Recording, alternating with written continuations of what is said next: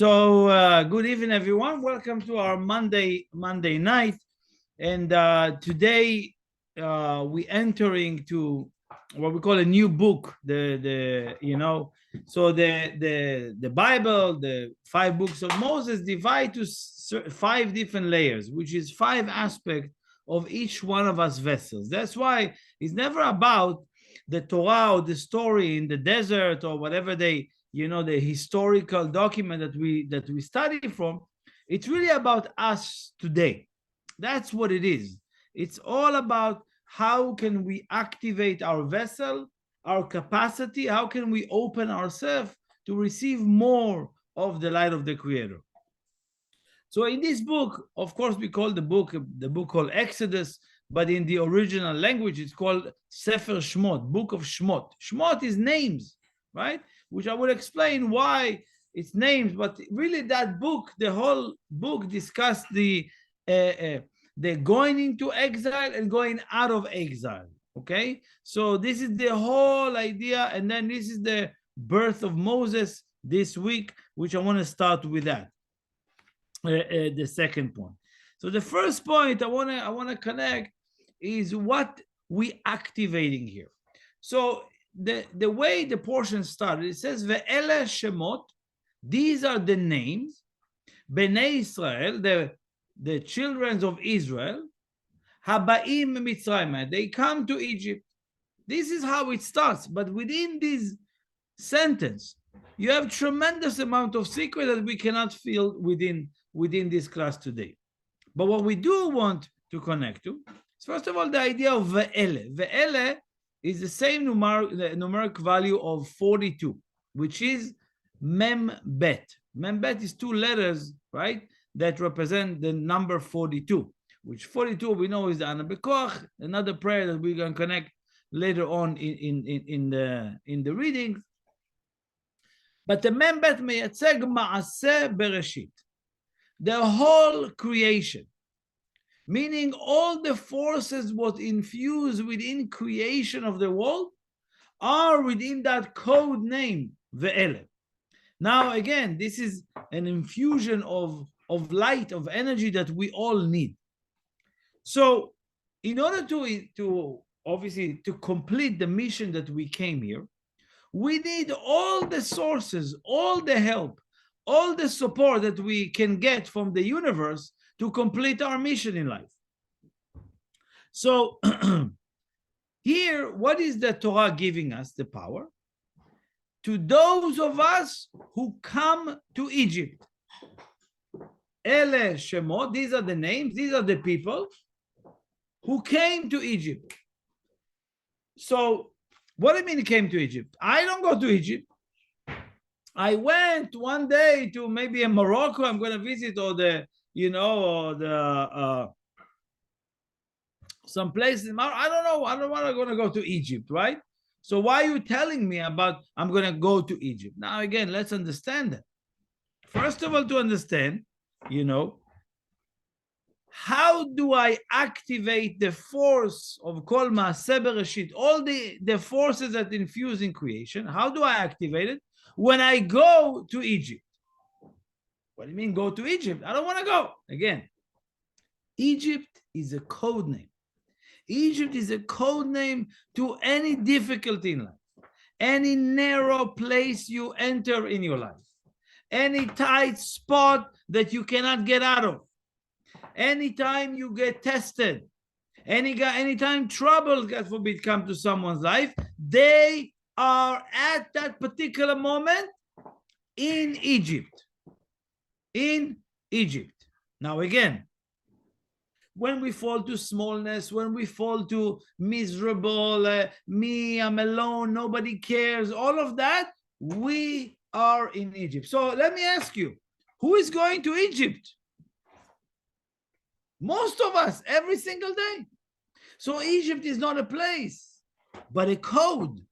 A code that when you hear that code, right, you need to understand that you can either prolong your exile from being connected to who you are, being efficient, being productive, or you can shorten the exile. What is in exile? Exile means I'm not connected to my soul. Exile means I'm not in exile. Like, okay, back then it was not to be. If you live outside of Israel, it's considered to be the exile, and so forth.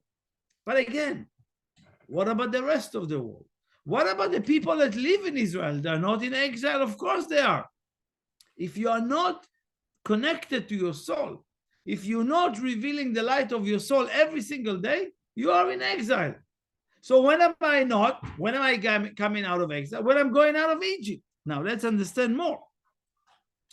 Because Egypt doesn't come to us as some kind of an angry God that says, okay, go, I'm going to throw you to Egypt to learn. Because that's how I was taught when I was a child, that we, somehow every time you're in exile is because you did a bad thing, so you will not really merit to be in Israel and so forth, or many other reasons that your country sends you into exile. It seems like a punishment. But here we learn that the Creator himself, that energy, put you in Egypt. Why? Nothing to do with negativity or you're a bad person or all of that, just for the sake of allowing you to activate what we call Maaseh Bereshit, all the forces of creation. That's the only reason you go to Egypt. That's the only reason today Egypt is attacking you. And again, what is Egypt? Meitzar, a very narrow, very small place, very katnut, very smallness. It can be every second, by the way. It can be like everything is so you see people, wow, big picture, we're changing the world. Why they bothering me in the parking lot? What do you mean? Right? Big picture, you finish a meeting with a lot of people and we're changing the world. You're going to the elevator and somebody, press the wrong button and delay you another floor, right? Like the smallest of the smallest, all of a sudden, like, that's bothering me, and you fall into judgment. But 2 seconds ago, you were like, big picture. And now you're in Egypt. Egypt is every second. And that second, if you don't really understand that this is your opportunity, it becomes 2 seconds. And if you still don't get it, it becomes 2 years of somebody is in a miserable place. So better to have the sense of catching it right then. So again, every Egypt for now, when you recognize Egypt, what is Egypt? Smallness. I get tested. They pushing me. I don't see results. That's Egypt, a narrow, small place. Meitzar, separation, right? So we know that obviously Meitzar or narrowness, it's also the idea that we need to recognize by ourselves. We don't need anybody else to tell us, oh, by the way, you're going into Egypt. That's not the point. The point is that I need to recognize that the Creator put me into Egypt, so I will activate all those forces. I hope that's clear, because if you understand that, then you realize that there is no conspiracy against you. There's simply ability of you to become a greater and greater every day. So now, if you follow us in the last few weeks, we spoke about the story of Jacob, right? We saw that Jacob, in its regular, what we call as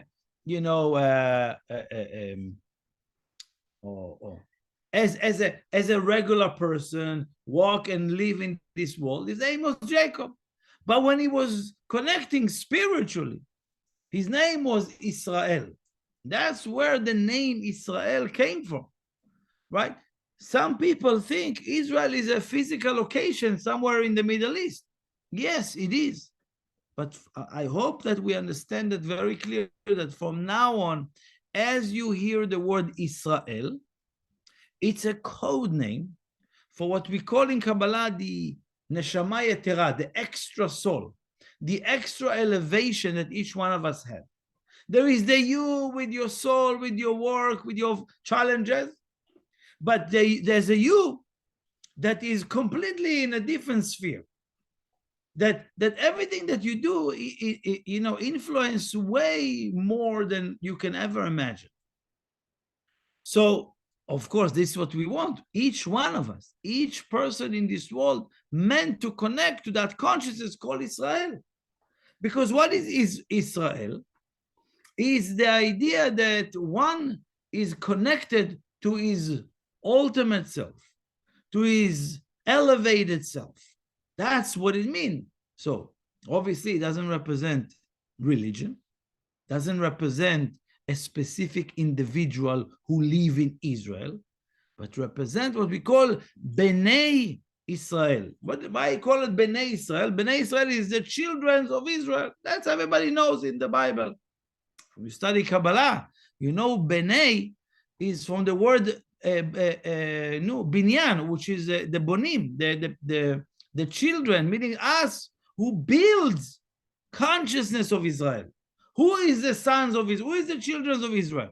Whoever build themselves to handle Israel consciousness. Nothing to do with Jewish or Hebrew and all of that. It's a consciousness that you are connected in an elevated state to who you are.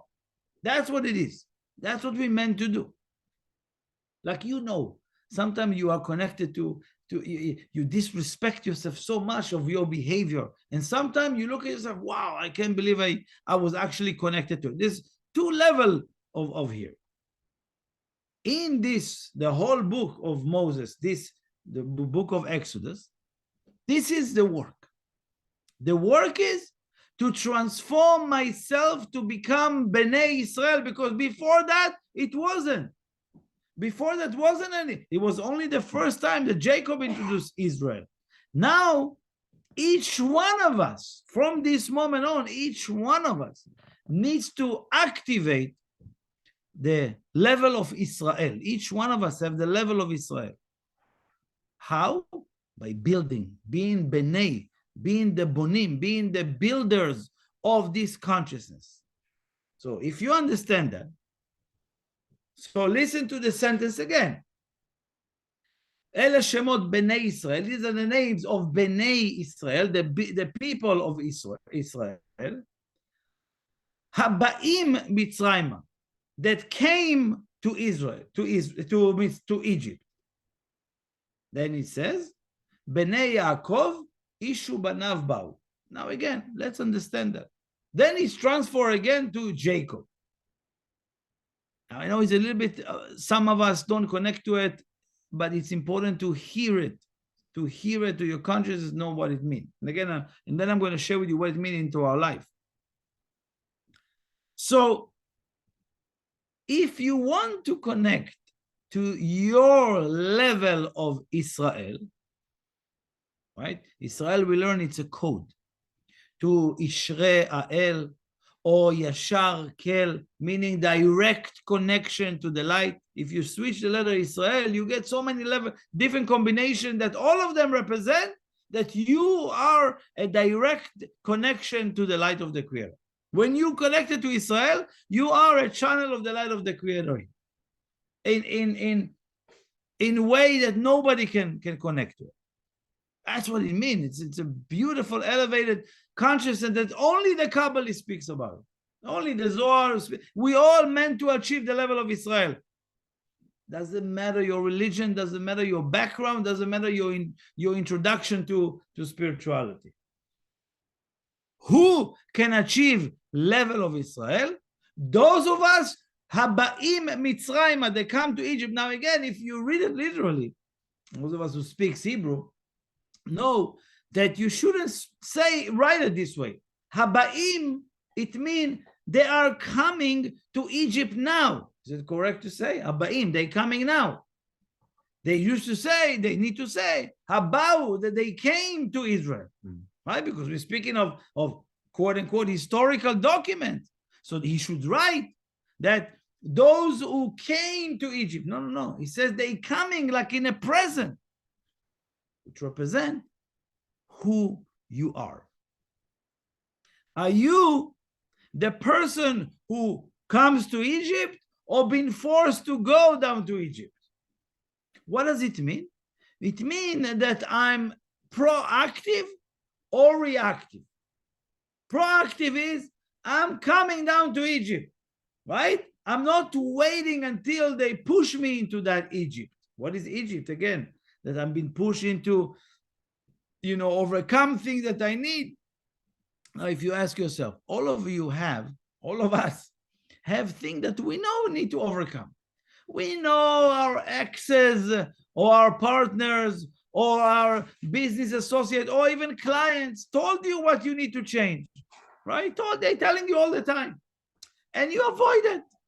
And you don't even want to be even here in the setting because it's pressing your buttons, right? Because when we're talking about change, when we're talking about elevating ourselves, it's really uncomfortable listening to it when I don't want to, when I'm what we call reactive. When do I connect to Israel? When you don't leave any rock or stones unturned, right? When you're looking into any rocks, what do I need to turn right now? This one. This is Israel.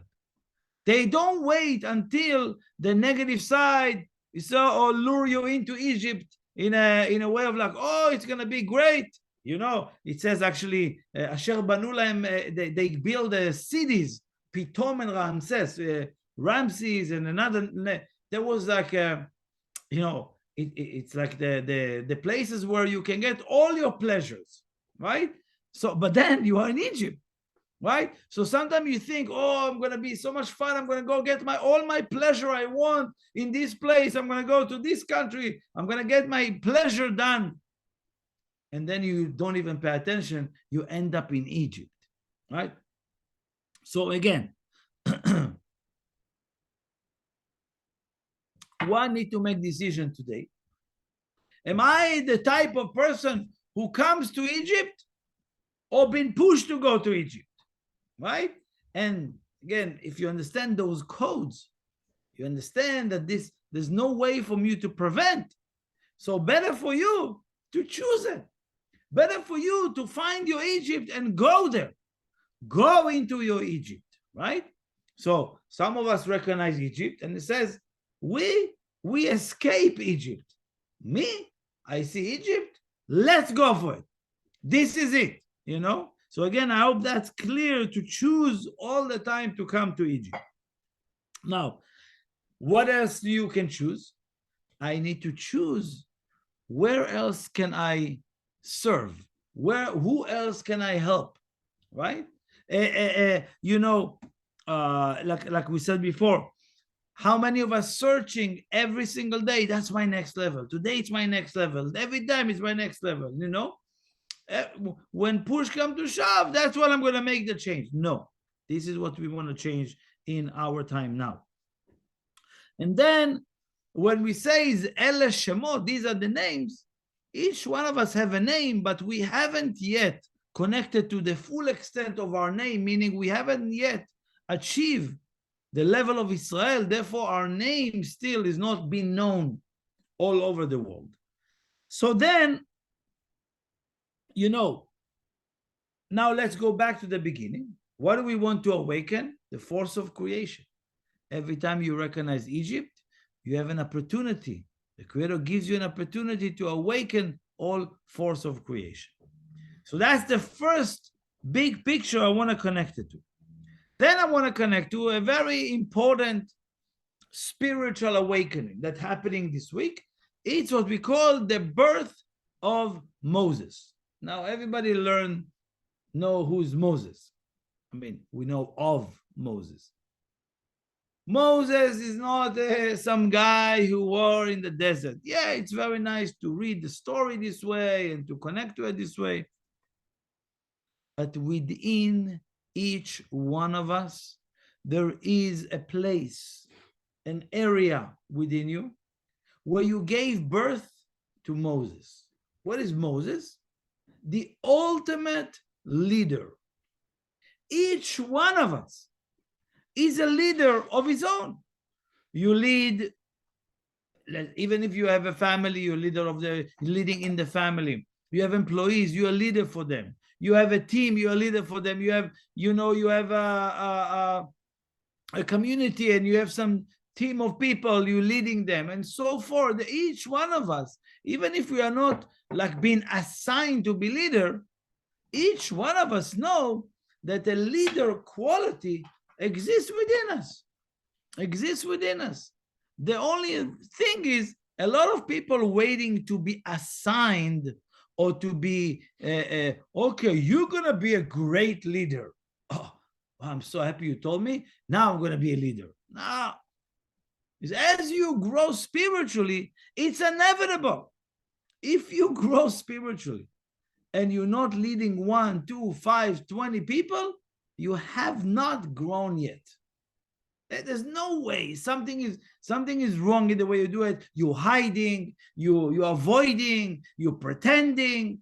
But if you are, that's why Moses was born. What leader? He born, by the way, it was like hidden, if you remember, on the Nile, and they found him, put him into the house of Pharaoh, and so forth. The long story short, I know some of you don't know, but he was not born or groomed to be a leader like the last few weeks. We're speaking about Joseph. We're speaking about Moses only later on, years and years later. Moses was not born like, oh, I'm going to be the leader of Egypt and the Israelites. No. Only later on, when he had to be, he'd been pushed to the desert, right? To be a few years in the desert. Then he met his, I don't want to bore you, but don't want to bore you with different details, but the burning bush story and all of that, and then eventually he came back to Egypt. But we're talking about years in the doing, okay? Some of us don't see ourselves right now leader. Some of us do see ourselves leader. So if you are leading or a leader or want to connect to it, and again, just to understand, you all need to lead. There's no question. Some of us, want to get stuck somewhere, but eventually there's no way, because that is the process of the Israelite. Now, again, what Moses represents for us? What is the type of a leader? So that place within us is not simply just to be a leader who tell people what to do. I'm very good in assigning people. I'm very good in delegation, right? Some people who says, oh, I'm very bad with delegation.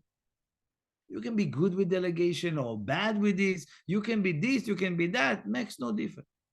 If you are not connected to that place, again, what does it mean? There is a sphere within you. There's a sphira within you called Netzach. Netzach is that ability that each one of us have. It's a compartment of energy that you need to burst, you need to poke, you need to connect to. And what is that? Is that a leader, meaning in that aspect of you, Netzach, never giving up. A leader or a regular person, right? The only difference is that the leader never giving up, right? A leader, doesn't do calculation. Most of us calculating, what I'm going to get here, what I'm going to get there. No calculation and no end. This is the energy of Moses. This is what you want to, connect to, that compartment. Because if you call yourself a leader and you get tired because of some people didn't listen to you, or you call yourself leader in whatever it is in the industry that you are, and you have an end to what you're doing, and you see limitation and you calculating, you haven't touched yet. It's still in a pretending you're a leader. So now, the next idea that you want to check if you can or you should be a leader.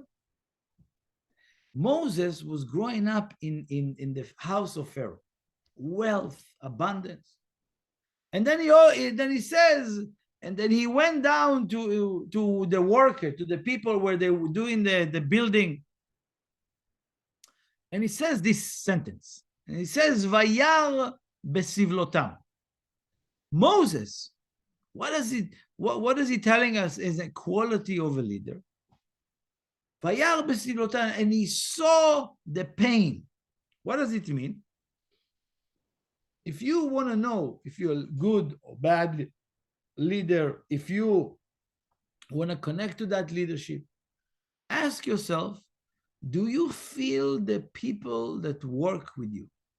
Do you feel them, or you're just like assigning them? Or I feel that you should be. That's not feeling the people. Do you feel where your employees? Do you feel their energy? Do you feel their negativity? Do you feel their pain? Do you let them, right? Are you transparent on that part within you? Were you in pain? You let them connect to it, right? That's the beginning stage of a leader. Is it because I feel the pain? That's what I want to do something about it. Again, part of it. But imagine, if you're a leader and you have like a high and you have success and you have this, but you can go down and check how is the people in the factory, how is the mail office work, how is the delivery guy, how is the doorman in my building, right? Go down to the details, to the unimportant people. Can you do that? That's true leadership, right? So again, it says in this portion, yesh emet bedvaro, meaning if you have these qualities, again, we all have those qualities. Some of us choosing not to do that. Some of us are not ready to activate it. But if somebody just speak the right talk, right, eventually it will show that is just there's no truth in what they say. Okay, so that's why it's important for us to be able to understand that sometimes, how do I know there's truth in what I'm saying? I was not born into that wealth. I was not what you may call. I'm not a spoiled individual, right? Moses had everything. He had to lose everything. Right? What happened to him? He went to the desert, a place of nothingness, a place of no energy, a place of nothing grows there. That's when he became back a leader. So we know that a person that didn't really do the work or lost and gained it again, right? Some of you, who do you want to learn from? Someone handed him a $10 million, or someone who actually made $10 million, right? Someone who says, let me see how I can learn that someone will hand me a $10 million, right? Yeah, most people. But once you earn it, no one can take it away from you. That is the idea of leadership, meaning that I'm willing to do the work and earn my position. Another thing, as far as leadership and as far as individual, it says when Moses had the conversation with the Creator, and obviously the burning bush, which I'll explain maybe a little bit more about it, he says to the Creator, how would everybody recognize that you send me? He says, Ehyeh asher ehyeh. It's a code. Now, if you listen to it, I'm going to say it again. That's your meditation. You should repeat it over and over and over. Ehyeh asher ehyeh. It's a very known, right? I am, right? Ehyeh, I am who I am, right? I'll be where I'll be, right? Or again, I am because of I am, in a way. It says the same thing. But what is the consciousness that we want to have? That's the literal translation, right? Is to be where you are. Where you are, that's where you are. You're not somewhere and looking to be somewhere else. You're not at some point and being completely disconnected from that. Where I am, where I'm going to be, that's where I am. Meaning I'm not moving from there. All of us, most of us, we are in a place, but looking to be somewhere else already. As soon as you come there, okay, I'm already planning the next. It's just a general thing that our mind, our negative side take us. Because if you are present in the moment, right? Even think about the word present, gift, right? The present in the moment. What is it? It's a gift. It's the gift of being in the moment. It's a gift that you know that you, if you able in that particular moment, now we teaching, now we study, and you somewhere else, you actually disconnected from the light of the Creator. He says, so how do I know that one is with the light? Because they are present. You feel their presence, and you feel they are there with you, and you feel and you know that they're listening to you. Do you know when someone listening to you or not? Of course you know. I know because I'm sitting with people most of the day, and I know when they know I'm listening to them most of the time, or I say 100% of the time, because it's a practice that I've done for so many years. And again, I don't want to tell you it's easy, right? But it's priceless, because you become attentive to every speck that's available here. So again, it's important for us to understand that you need to do a meditation to bring yourself to be present. Nochach, it's a different word, but it has such an elevation for being in the moment, being present. This is the code. Listen to it. If you can repeat it and then you meditate. Ehyeh asher ehyeh.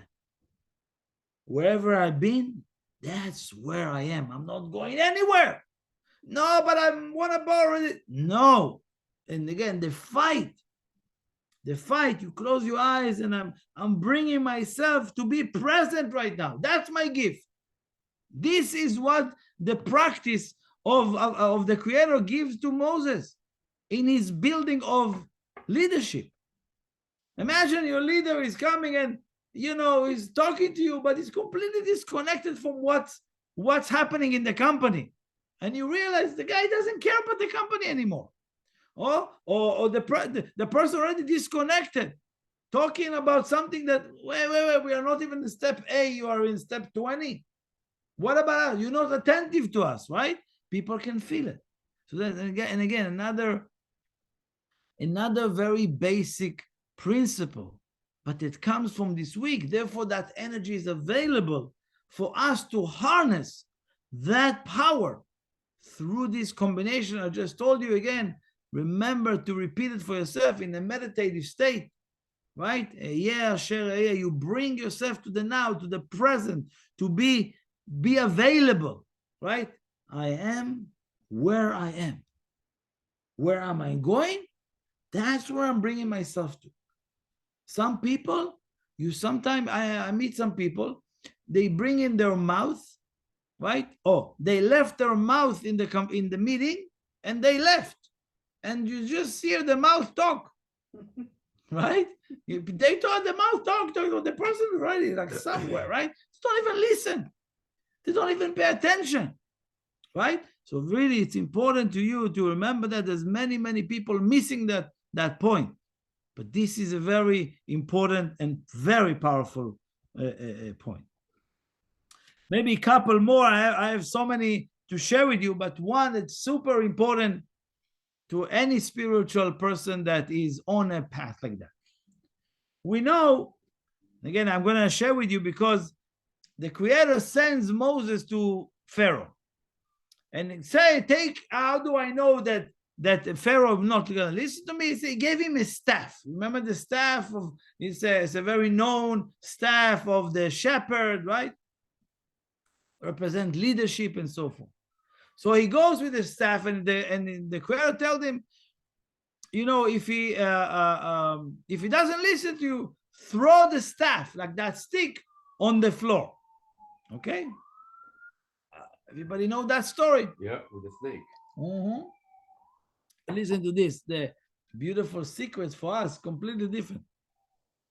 Vayomer elav Hashem, the Creator tells him, מה זה בידיך? What is do you have in your hand? He says, I have a staff. Vayomer mate, I have a staff. And the Creator tell him, השליחהו ארצה, throw him to the ground. וישליחהו ארצה ויהי לנחש. And then the Torah says that you throw it to the ground, and that staff became what? A snake. Magic. Wow. Everybody's know about this story. Let's understand for us. Such a beautiful, there's every year I'm the story now. You're gonna ruin the story. Yeah, I think it's a better way to connect to that story. So he says, because we're learning a very fundamental part of our spiritual world. So let's understand. In the spiritual world, the spiritual work, there is no in between. We all fooling ourselves to believe that there is in between. I'm still dabbling. I'm still doing this. I'm still doing that. I'm doing a little bit good and I'm doing a little bit bad. I'm connected, but I'm disconnected. There are days like that and days like this. All kind of stories that we all telling ourselves. It's, by the way, it's not bad. It's just to know that we are in between. We're thinking we are in between, or I'm not yet, or I'm a little bit, or not, and yet I haven't decided yet. Right? In the spiritual world, there is two situations. One, a staff. One, a snake. You understand? There's two things. Either you're holding on a staff, or you're holding on a snake. There's no in between. Now let's understand what it means. And when it says and when he throw down the staff represent your core, your belief, your connection, your certainty in the light. The staff represent the light of the Creator. I want to hold on that staff. Leadership to the spiritual world. I'm holding on my spiritual path. Let's say each one of us right now, we study Kabbalah. I'm holding on the Kabbalah. That's your staff. For me, that's my staff. What happened to most of us? Difficulty in life, challenges, times, I don't feel good. Something happened. The businesses get busy, blah, blah, blah, blah, blah. As soon as things become challenging, right? The first thing that people drop is their staff. If you see it, take people in the world, the first thing that they will, stop spending money on, if there's money issues, is on the spiritual path. Oh, I can't go to classes because now my situation is hard. Yeah, food. Don't spend on food, right? It's all that. It's a cliche. Everybody lives like that. Food, and then the kids have food. They have to sleep. Then my spiritual path. That's the problem. That's the problem. Because once you left your staff, right? You're only in the hand of the snake, and the snake will lure you for years. Yeah, I'm about to get out of the situation. Yeah, I'm about to, my situation is about to change. I'm about to be out. I'm about to be buy out. They're about to buy me out. This is it. The investment comes. And then I'm going to come to study. Oh, this is it. I'm about to get married. And then, oh, this is it. I'm about to get this. It's all about the snake. Convincing and luring us forever not to hold the staff. But remember, as soon as you left the staff, as soon as you hold on the staff or the snake, right? Staff, you let go, it becomes snake right away. Again, this is such a easy understanding, simple clarity. It's not a rocket science.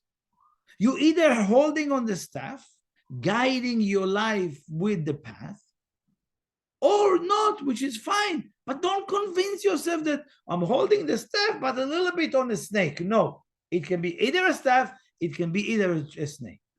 And what is the snake? Some people think that I'm not meaning something that you need to take care of food or shelter to you and your family. Doesn't mean it's snake, it's bad. No. But remember, what got you to start being busy with that and stop being busy with the spiritual work? I got busy and busy. It gets you the negative side. The snake gets you to to keep making the road a little bit longer and a little bit longer and a little bit longer and convince you, be patient, But meanwhile, you're not holding on the staff, you're holding on the tail of the snake.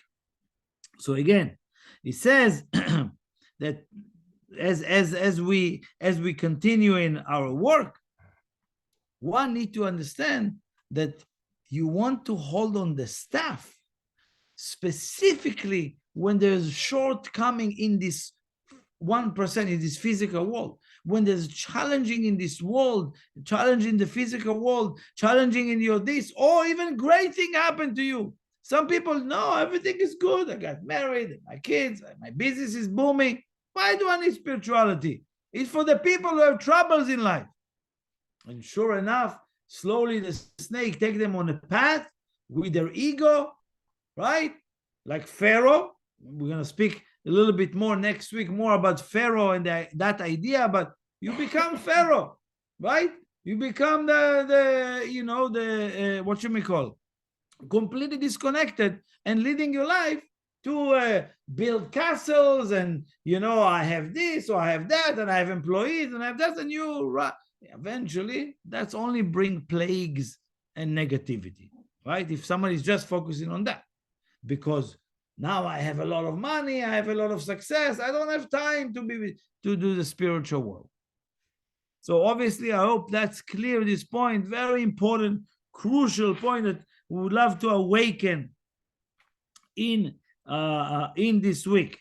The last thing, where did I write it?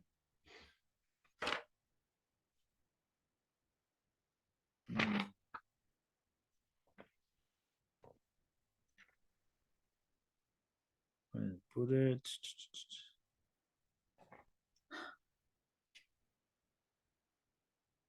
Yeah.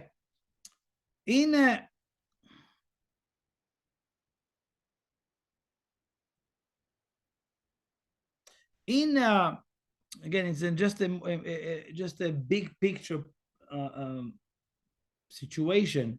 In the next probably 7 weeks, right? It's called Shovavim.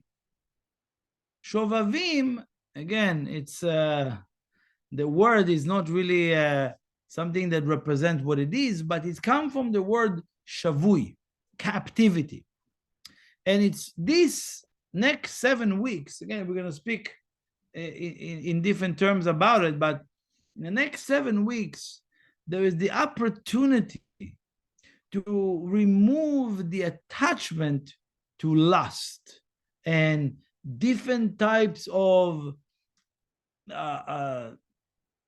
sexual or energy or addiction around it. These next 7 weeks have that power, right, to in a way cut down the attachment to that, or cut down the corruption around it, because it's a very beautiful, pure aspect of life that's been corrupted by our selfishness.